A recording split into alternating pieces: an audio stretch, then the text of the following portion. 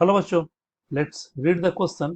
Prove that vector a cross vector b never equal vector b cross vector a if vector a equal 2i vector minus 3j vector minus vector k and vector b equal vector i plus 4 vector j minus 2 vector k.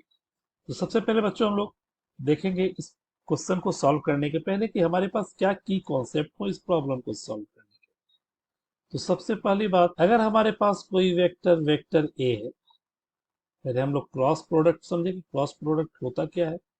a1i b1j c1k और एक vector vector b है जो b1i plus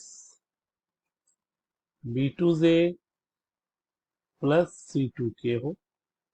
then a cross b vector a cross b जो हमेशा एक vector देगा, क्योंकि दो वेक्टर का क्रॉस प्रोडक्ट हमेशा एक वेक्टर होता है.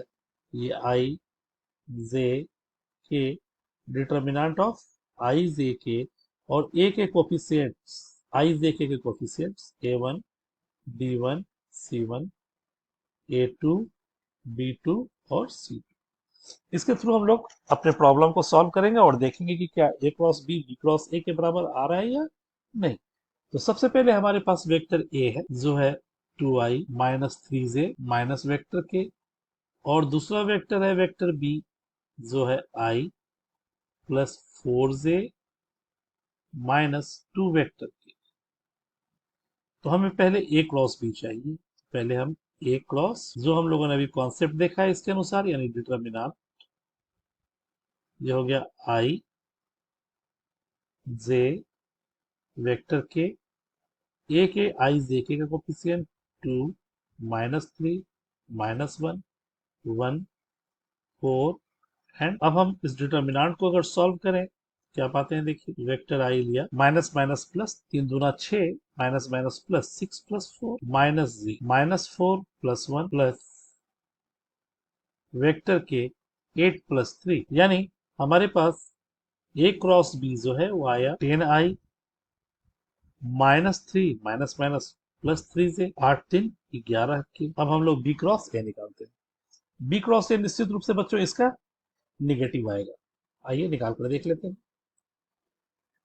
बी क्रॉस ए का मतलब क्या हुआ कि आप सेकेंड रो को थर्ड रो से इंटरचेंज कर रहे हो, और डिटर्मिनेंट के किसी भी दो रो या कॉलम को आप इंटरचेंज करते हो तो वैल्यू पहले वाले का निगेटिव होता है. ऐसे भी ए क्रॉस बी हमारे पास बी क्रॉस ए का निगेटिव होता है. तो आइए बी क्रॉस ए निकालते हैं, निकाल के देख ही लेते हैं. अब हमें चाहिए वेक्टर बी. पहले वेक्टर बी आ गया, फिर वेक्टर ये हो गया आई जे. वेक्टर बी में आई जे के कोफिशिएंट को देखें तो 1 4 माइनस 2, ये हो गया 1 4 माइनस 2. और vector A 2 minus 3 minus 1, 2 minus 3 minus 1, ये आ गया आई माइनस 4 माइनस माइनस प्लस, यानी माइनस 4 माइनस 6 माइनस जे माइनस 1 प्लस 4 प्लस वेक्टर के माइनस 3 माइनस 8, यानी ये आ गया माइनस 10i, 4 में गया 3 माइनस 3j 8 3 माइनस 11, यानी हमारे पास बी क्रॉस ए का वैल्यू क्या आ गया बच्चों, ये आ गया minus 10i minus 3j minus 11 के.